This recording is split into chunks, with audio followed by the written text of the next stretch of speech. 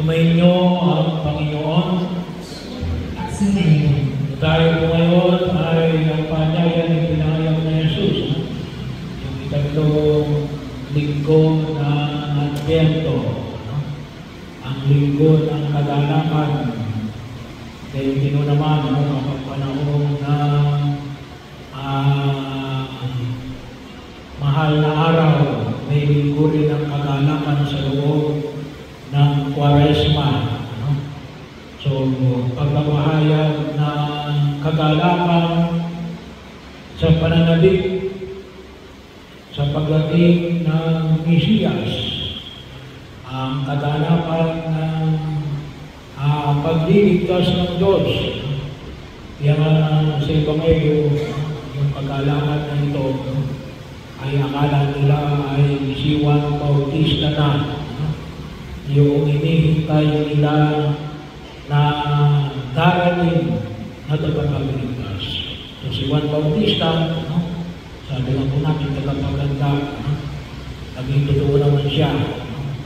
Hindi niya inagaw yung role ni Jesus. Hindi niya inangkin, hindi niya sinabi na ako nga ang hinihintay ninyo. Hindi. Mayroon pang isang darating.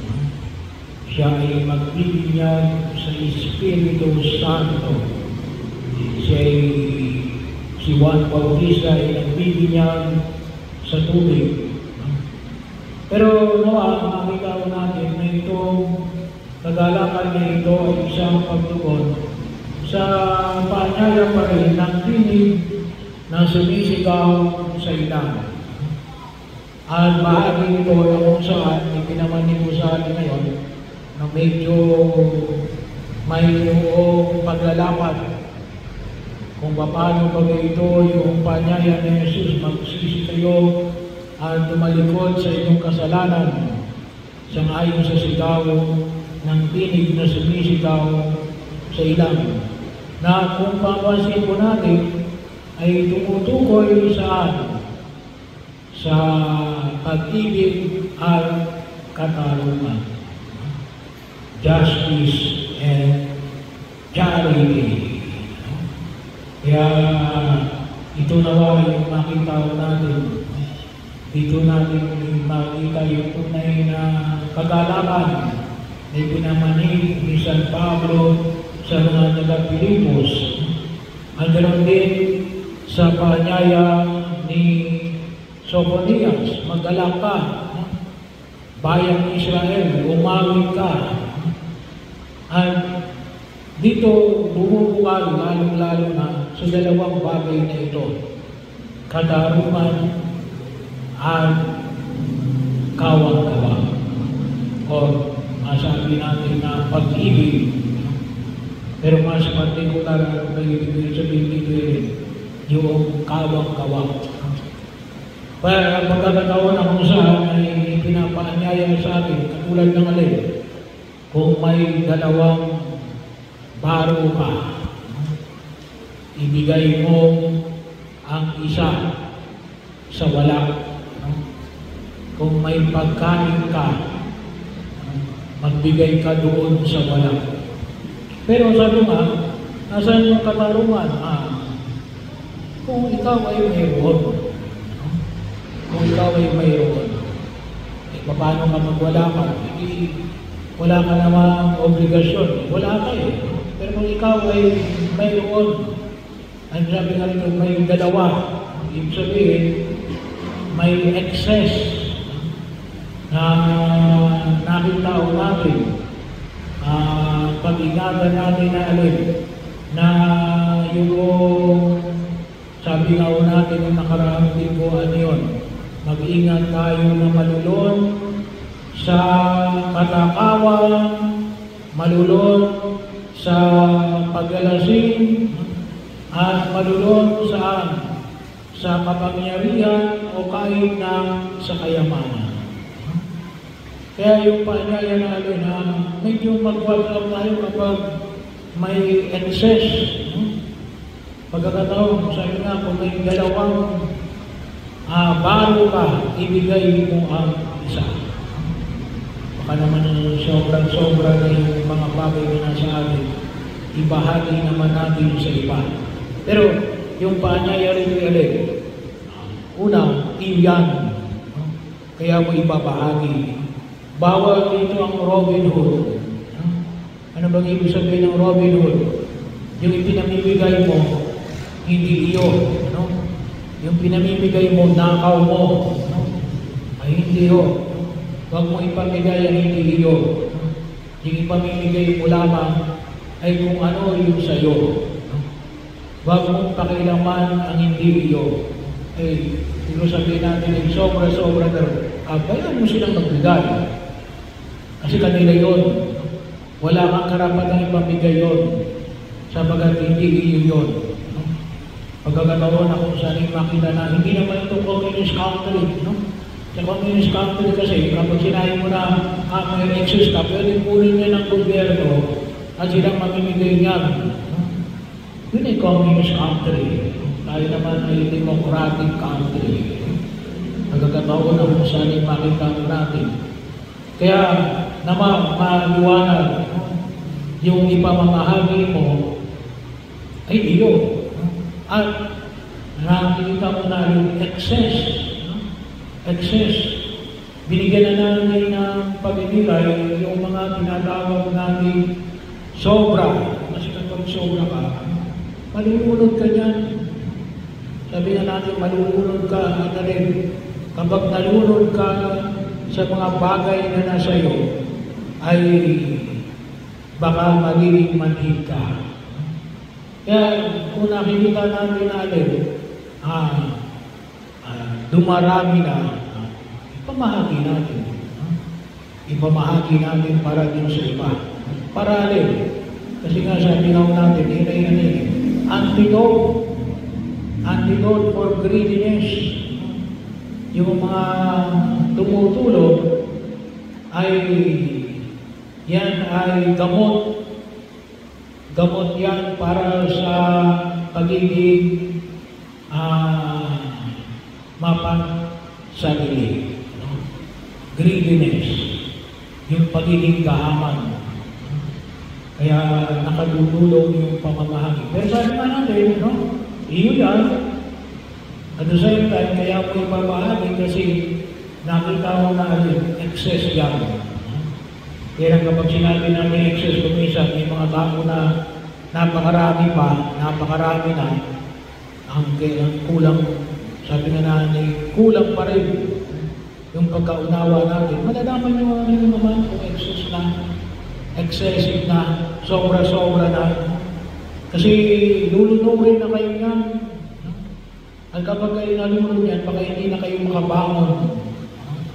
Ay, kaya kung tutusin yung pagbabahagi ay nakatutulong na iwasan ang pagiging gahaman. Pero yun yung paanyaya na ipinapahayan ng buong kabal. Kaya yung pagkakataon na kung saan ay makita natin, huwag kayong makontento kayo sa inyong sahod. Yung mga ipinamanig ko sa atin, hindi lang ito katotohanan ng 2,000 taon na nakalilipas. Hanggang ngayon, ito pa rin ay katotohanan na kinakailangan natin ang pag-ingatan na ipinaalala sa atin mula sa tinig na sumisigaw sa ilang pagkakataon na kung saan ay nawa ay matulungan tayo na tunay na magkaroon tayo ng kagalakan. Kapag sabi nga natin, yung pagbabahagi ay nagdudulot ito ng kagalakan. Pagkakataon, kung nais nyo makita yung ipinamanig sa mga pagbasa namin mula kay Propeta Soponias at kay dito po sa sulat ni San Pablo sa mga taga-Pilipos, the very fact na ikaw ay nagbabahagi, pinagpapalaman na ng Diyos. Kasi nagbabahagi ka Hindi yung bakit ka nagbabahagi para pagpalagin ka ng Diyos. Mali. Kaya ikaw ay nagbabahagi kasi pinagpala ka na ng Diyos. Bakit? Kasi hindi lahat ng mayroon nakapagbabahagi. No? Tanging lamang ang mga pinagpapala ng Diyos, kaya sa kanila nakapagbabahagi sila. No? Hindi naman kinakailangan ng napakalaki na ibabahagi mo. No? Yung itinuturing ng lalim na maitulong mo doon sa ibang higit na nangangailangan. Kaya nga po, sa ating ginagawa sa panahon ng ating simbang gabi o misa di Gallo, tayo inaanyahan na maghandog ng mga alay. Simula po bukas, may mga iahandog po tayo, nakalagay ko at dyan sa mga pintuan. Kung ano yung pwede ninyong iaalay. At sabi ko nga, ihandog ninyo kasi iaalay nyo at makita ninyo, magtutulot sa inyo ng kagalakan yan. Bakit nagtutulot na kagalakan? Kasi nakapaghahandog kayo nakapagbabahagi kayo. Kahit umaliit, hindi kinakailangan ng napakalaki. Kaya yung kagalakan na yun ay sa pagkatali ay we can share. At yun yung kagalakan na dulot ng ating Panginoong Kristo. Yan ang dahilan kung bakit sila pa rin sa daigdig na ito.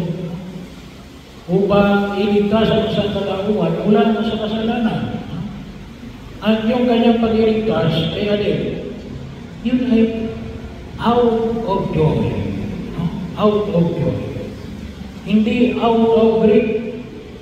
May mga tao kasi nagbibigay masama ang loob. Ay hindi kayo iniligtas noon. Baka yung inyong pagbabahagi ay nakatutulong. Pero sana makita natin na inyong pagbabahagi mo ay mula sa inyong kalooban, kagandahang loob. Yun yung pinahayag sa ikalawang pagbasa. Ipamanhig ninyo, iparamdam ninyo ang kagandahang loob ng Diyos.